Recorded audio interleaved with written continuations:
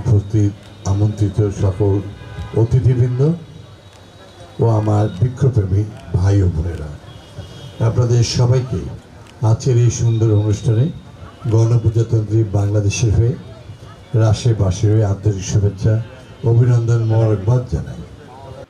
রাজশাহী মহানগরীতে ইতিমধ্যেই city corporation থেকে আমরা ঘোষণা দিয়েছি যে প্রায় 2.5 লক্ষাধিক এক বছরে আমরা বৃক্ষরোপণ করব।